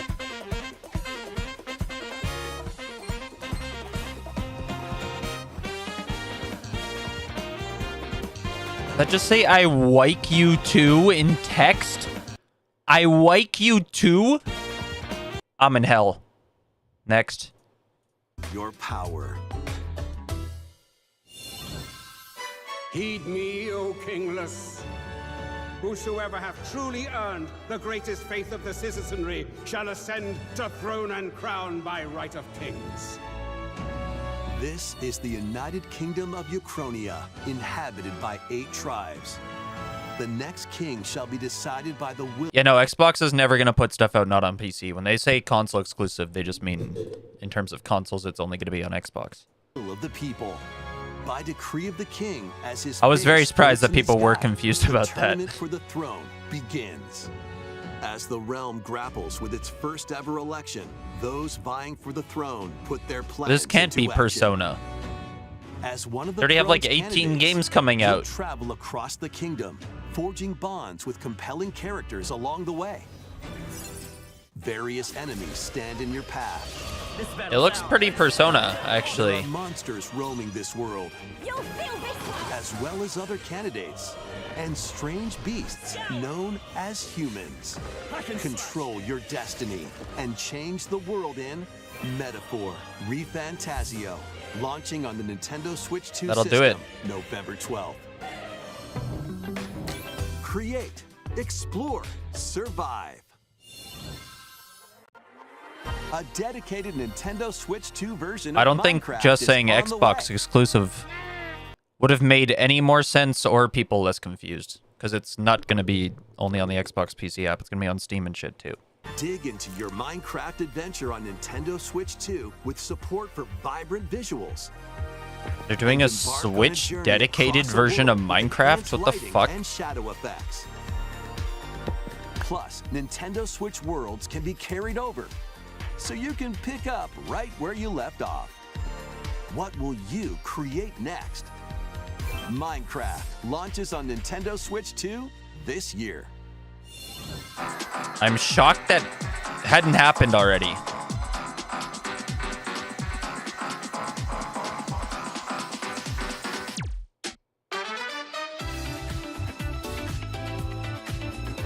All of those clips were one game? Excuse me?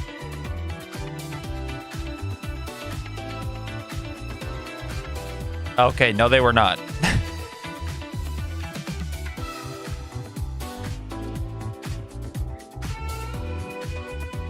This direct really was some fucking ass cheek. I guess there's a reason I only saw 2 things people talked about from it.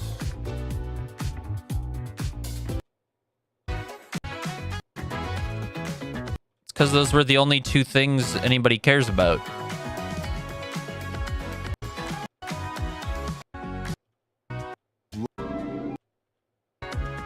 Speaking of, I believe this is one of the Battle things. Light and darkness approaches. Filled with memorable adventures, 3 collections of Kingdom Hearts games are coming to Nintendo Switch 2. Traverse through iconic Disney and Pixar worlds. Befriend all sorts of magical allies. And battle enemies in action RPG combat. Relive these stories or experience them for the first time alongside Sora and his friends as they fight the darkness. If you have the cloud versions on Nintendo Switch, you can transfer your existing save data to these Nintendo Switch 2 games. These 3 collections Are these out on other platforms already? Or are these like new things? I don't understand. Like, what are you saying? 1.5 plus 2.5 HD 2.8 final chapter prologue? Like, what the fuck is this?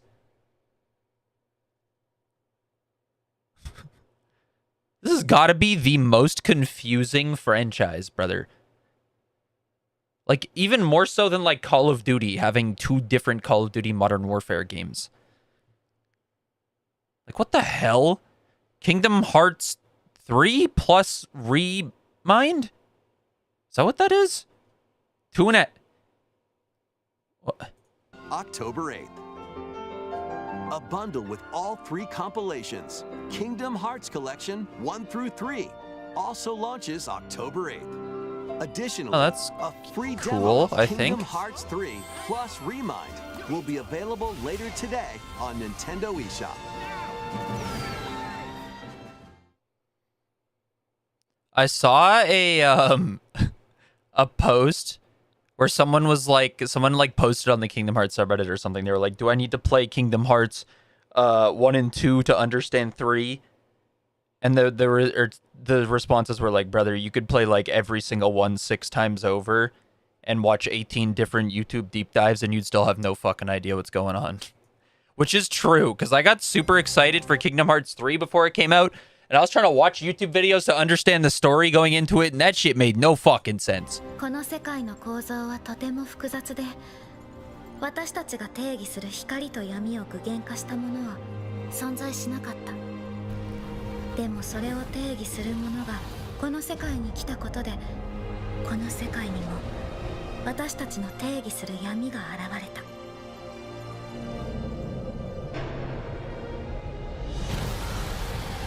I don't even know. Is that a Disney character, or is that just from this game?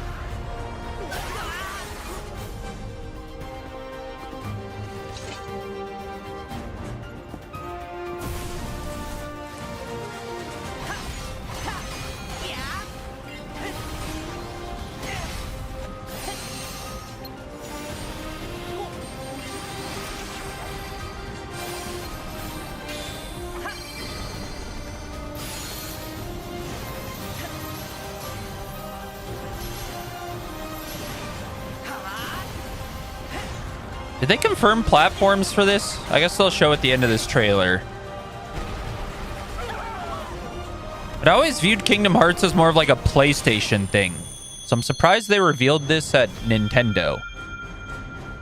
Wait, what? Kingdom Hearts 3? Oh, that says IV. Available at launch on Switch 2. Oh, yeah. Why did I even say maybe they'll show it at the end? Of course they fucking wouldn't. Kingdom Hearts 4 platforms. I can't spell. Kingdom Hearts 4 is confirmed to be released simultaneously on PS5, Xbox, PC, and Switch 2. Okay. I'm interested to see gameplay that isn't from a Nintendo console. Next is our last announcement. Please take a look.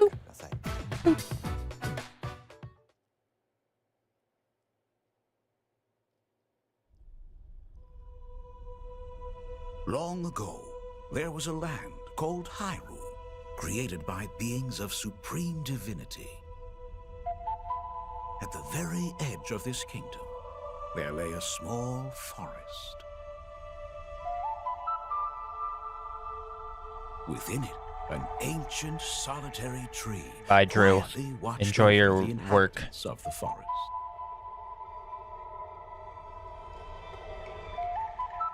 These forest dwellers were called the Kokiri.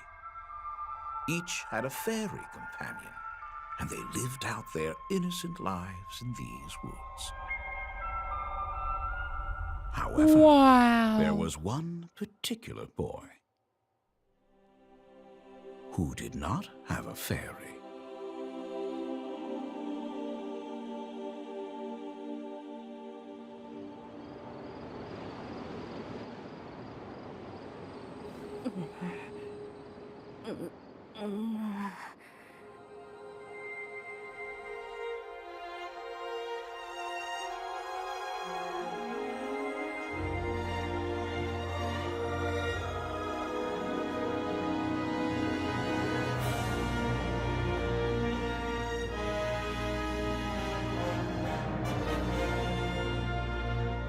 So it is a full remake.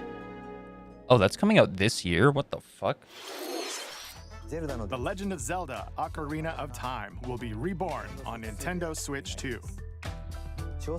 More details will be announced in the future, so please look forward to them. How is that all they showed of it if it's coming out That's this all year? for Today's Nintendo Direct. Earlier this year, The fuck? Kevin-san was appointed as the new president of Nintendo of America.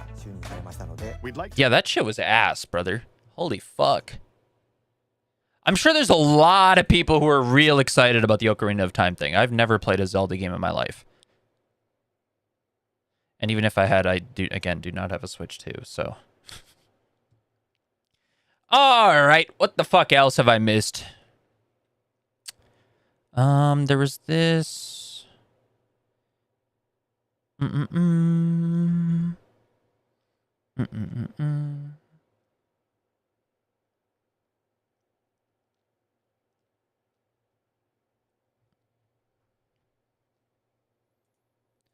the only. I don't know if this actually shows the game or if this is just the devs talking. I think this is like just the devs talking about the game.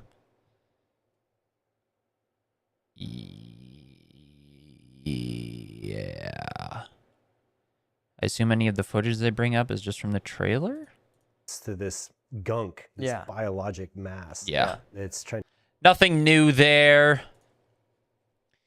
Oh god, dude, going through IGN is fucking hell. It's a clusterfuck in here.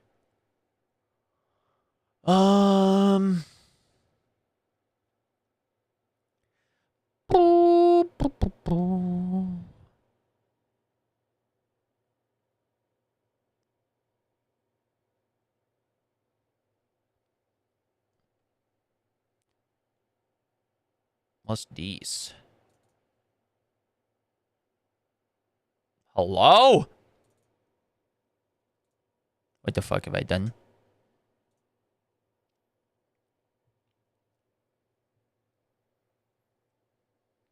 Yeah, I don't know what reborn means though.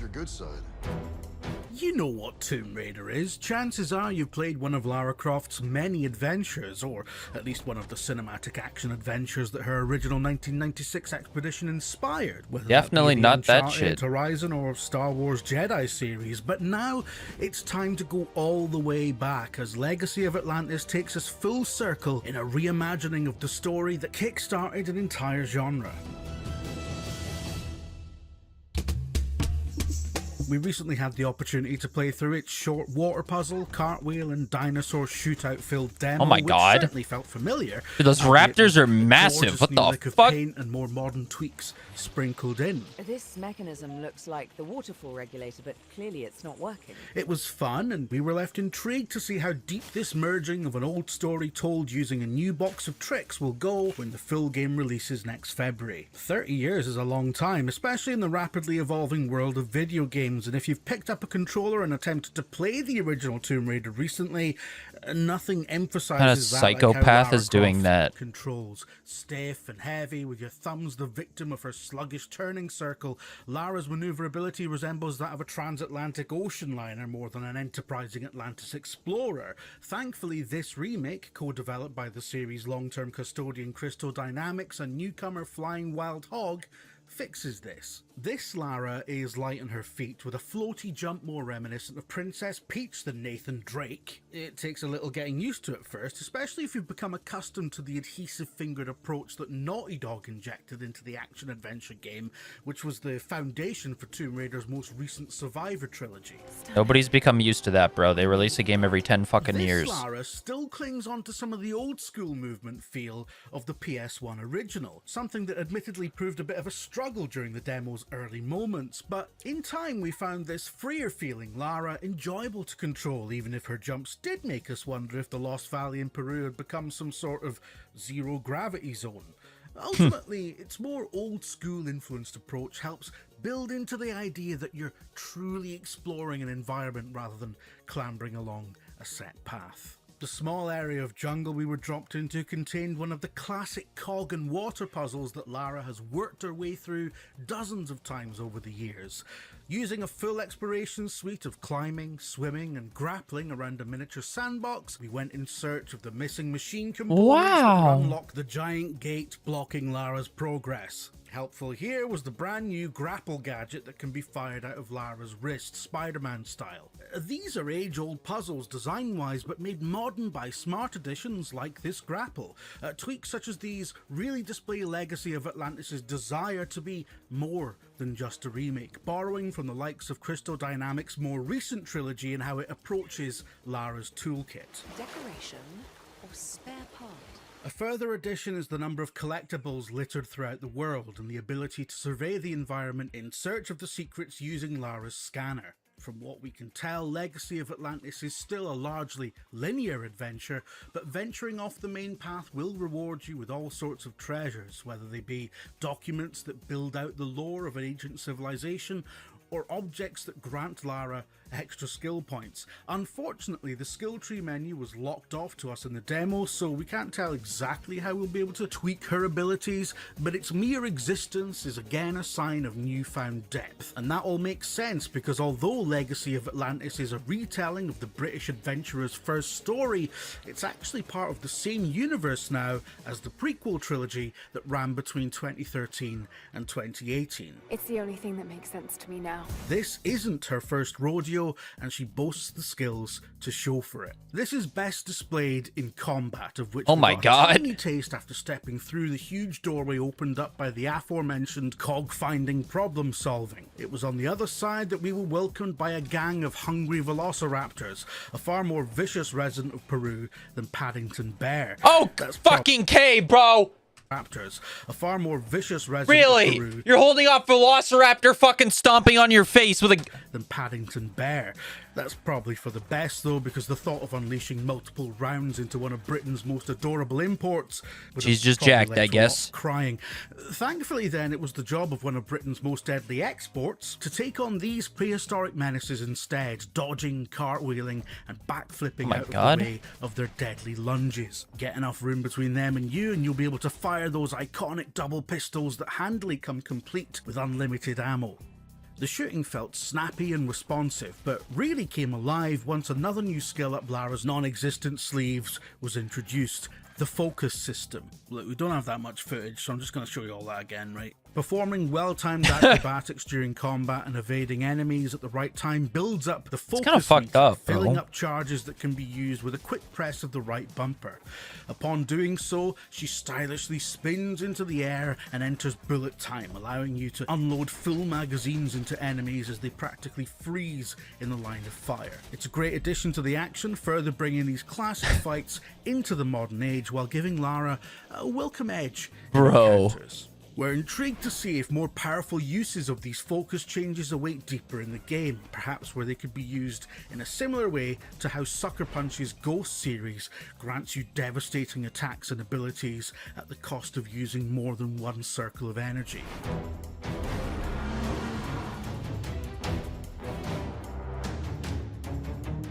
Before we could experiment too much with Tomb Raider's own take on Gun Fu, a rude interruption was made as one of the series' most iconic moments took over the scene. Into the arena stepped a towering T-Rex, which made both Lara and her previous foes flee the scene with haste. We're having to use footage from Anniversary to illustrate this because we weren't given B-roll of the new T-Rex segment, but we can say the sequence has undergone a complete facelift, translating the primitive capabilities of the original PlayStation into something.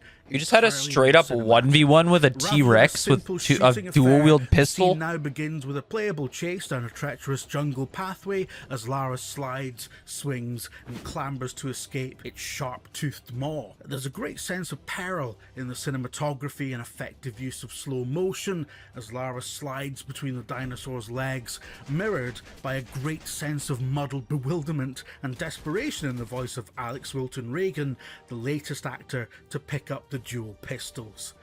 And partway through this attempted escape is where our time with Legacy of Atlantis ended, as Lara plunged into a river, her rope bridge escape route Hey Fabrizio, how's it going, bro? T-Rex. This cliffhanger concluded a short but varied look at what this latest reboot of Tomb Raider has to offer, and so far it feels like all the necessary ingredients are there. At its core, the design attempts to blend the classic feel of Lara Croft's movement with a more modern approach to combat. I can't sleep, can't breathe. It sounds like it's not going very well.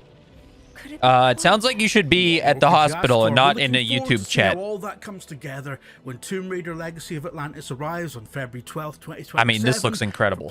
We're getting this and Fable in the same, like, 2 weeks, Xbox brother. Series Holy X and shit. S, PC, and Nintendo Switch 2. You could play. Holy shit.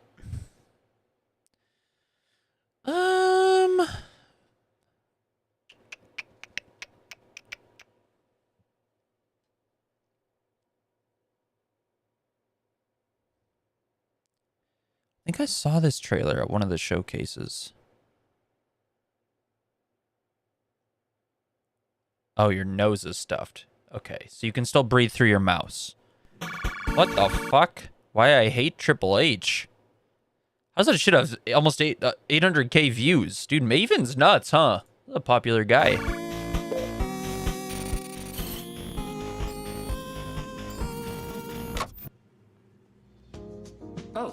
Yes, I did see this trailer.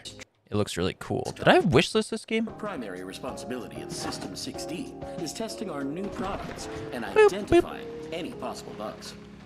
I You'll didn't. be using our revolutionary geometry testing system. It's so advanced you'll feel as if your consciousness is actually inside the program. Work you simply can't pull yourself away from.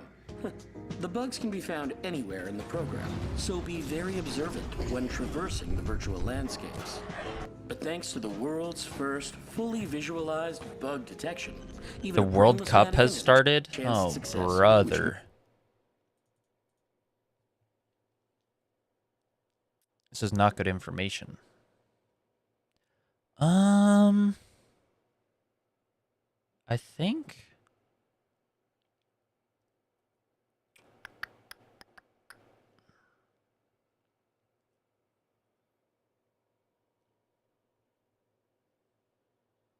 I think that might be all. The Cat in the Hat. Oh, that's the movie. So I gotta watch out with IGN, bro.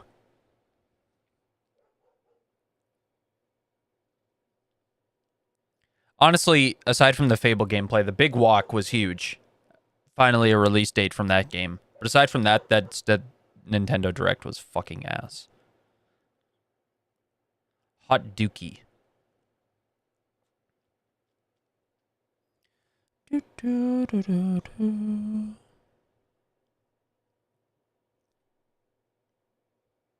The hell?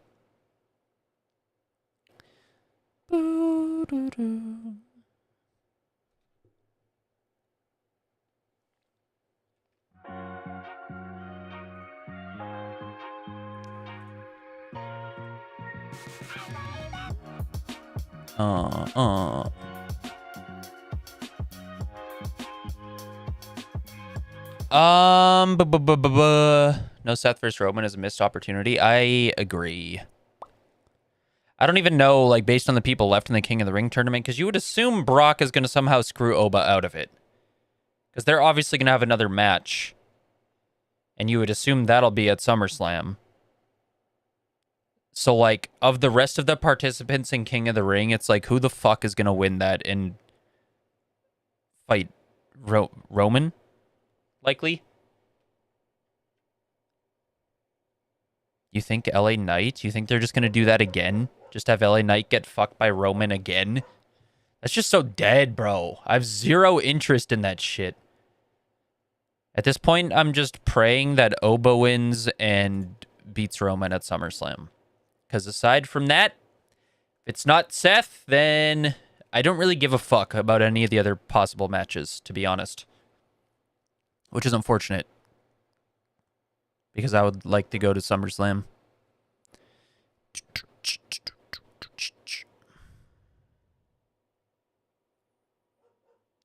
Finn?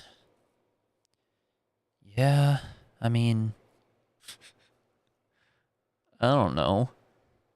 I kind of hope it's Punk versus Cody when Punk comes back.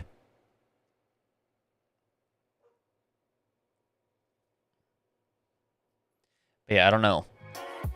I definitely think they should have just done Seth versus Roman at SummerSlam. Because, like, I understand them wanting that match to be a WrestleMania match, but they're both healthy right now. Like, just fucking do it. Seth always gets injured around WrestleMania, dude. Just fucking do it.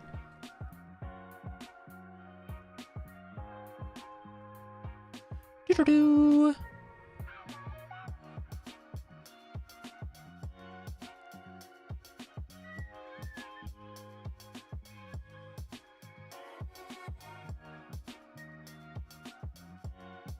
SmackDown tomorrow in the or Europe still, or is it back in the US? I don't even know what time SmackDown is tomorrow. Oh,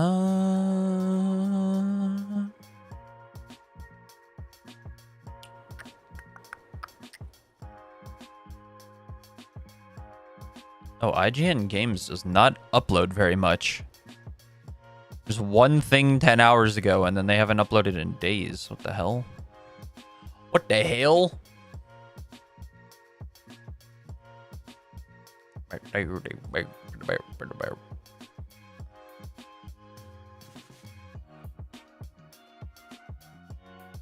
think that's everything that I missed then.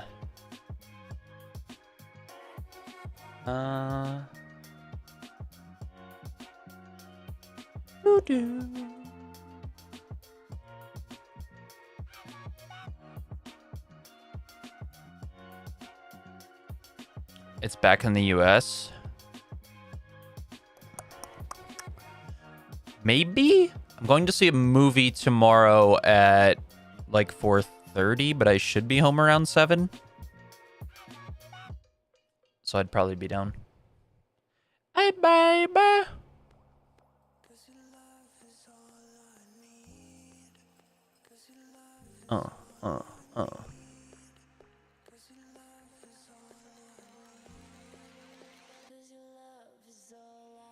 Yeah, there's like crazy rumors going online right now that like CM Punk requested his release and shit, and was like one of the people asked to take a pay cut and stuff, but I don't really buy it. That would be bizarre.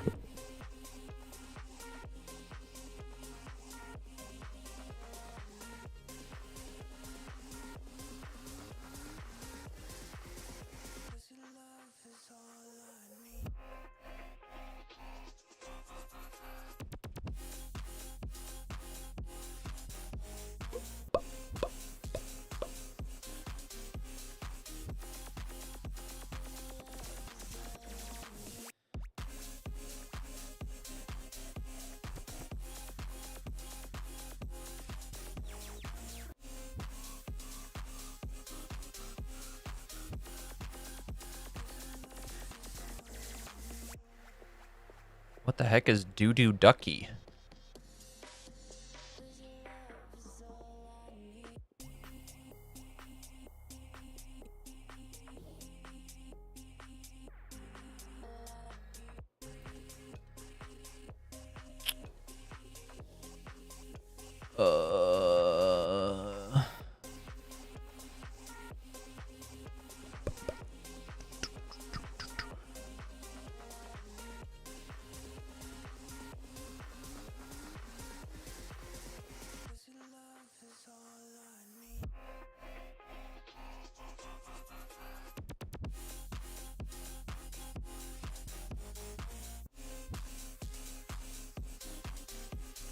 I'm not seeing anything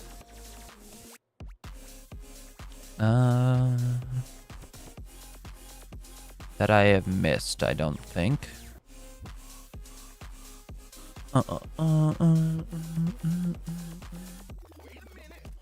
Doo-doo ducky.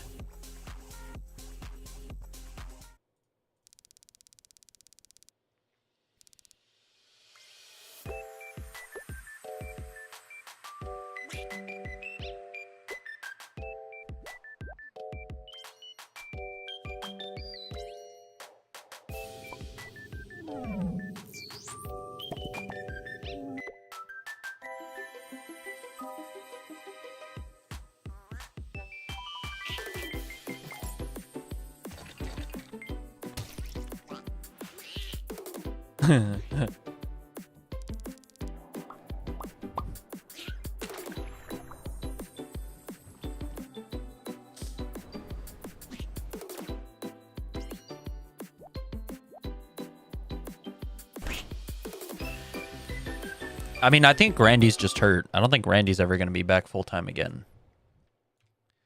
Doot, doot, doot, doot, doot. It's not Baby Shark. It's Doo-doo Ducky. How dare you? Doo-doo. I think Chad should go to SmackDown and beat Trick for the US title. Because Chad now, like, aligning with the Luchas and, like, apologizing to them all, it would feel weird for him and Penta, for him to take the title off Penta, unless it was, like, an out of respect, like, friendly fight, and they did that, but that's kind of boring. Plus, I just think Chad with the US title makes sense. But on Raw, they had Ray be like, before all this Lucha stuff, you wronged some other people. You got to go apologize to them, which I think was obviously referring to Otis. So I'm wondering if they're going to have Chad and Otis be tag team again and be the ones to beat Vision for the tag titles or something. But I would like for Chad to just go to SmackDown and beat Trick for the US title. I think that'd be sick. Doo, doo, doo, doo.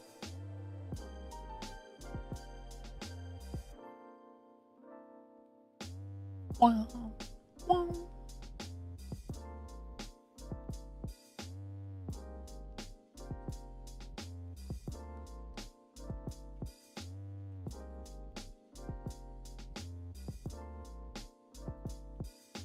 All right. Well, I think that's all for stream for today. Penta vs. Chad did cook. That was Penta's first match when he debuted in WWE. That's what, I mean, not started, but like, was that the last match before the El Grande stuff happened? It was one of them for sure. But I gotta get up out of here.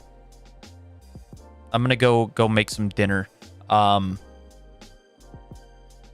I will not be live tomorrow. I'm going to see Backrooms, finally. I've been wanting to see it for a few weeks. Saturday, I'll be live all day. I don't know doing what yet. Playing games. The showcases are over. It is all done. I've watched everything, even that Dookie Soup Nintendo Direct. Fable looks fantastic. Big Walk in August will be a lot of fun. Do I like AAA? We watch their, like, pay-per-view events, but I definitely don't watch it weekly or anything. But yeah, they're like, PLE stuff that they do is a lot of fun.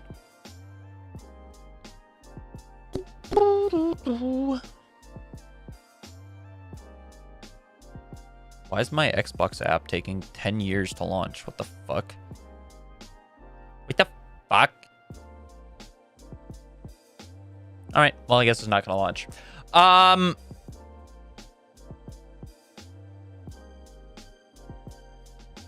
Who's Ludwig Kaiser? You mean El Grande? It was amazing. Yeah, I'll be live Saturday. Hopefully see you guys then. If not, have a fantastic weekend. Have a great night. And I'll see y'all very soon. So take care. Appreciate you. And peace out. Toodles. Bye.